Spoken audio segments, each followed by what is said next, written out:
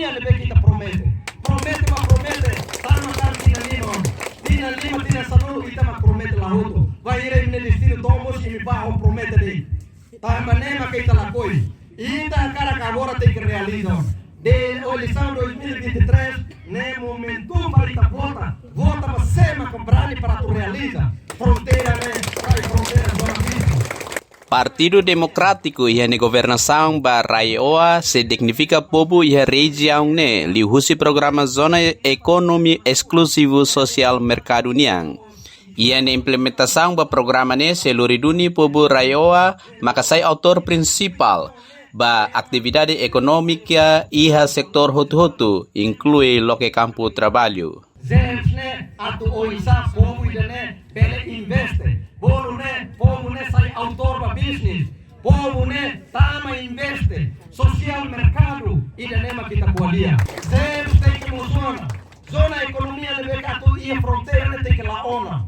Ita tem que lo que ona área turismo ne beka fronteira. Tem que criar um campo de serviço ne beka resulta usi mercado fronteira ne beka ita se loke.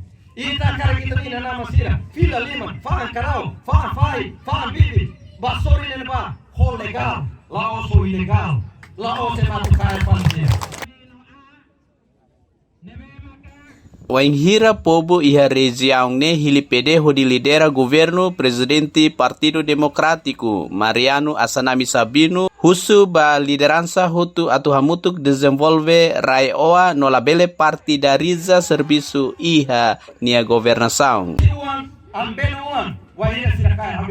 Firme consolida hamutu halu buatuma ba ukusi Raioa. Para mim é história la liga halu fale partidariza la fale la bela halu político fale. Tamba ne companheiro Sira, ita oi tem que vir a fale. Tamba sa tem que vir a fale. Tamba sa ma kita tem que fale. Zem so Raioa, tamba ita tem que halu remata. Infraestrutura Sira ita tem que halu remata. Mas ela não tem infraestrutura. E a comissão político e a Raioa Francisco Dionísio Maukura nudarmos equipa sucesso ida atau política Partido Democrática Niang ba desenvolvimento capacitação recurso humano ba juventude Sira, especialmente ba jovem oikusi Sira, oinsa for formação and skill ba juventude Sira nebe karak serviço tanto iha rai larang no rai liur. Musi ambeno oikusi Giovanni Milana VIP TV.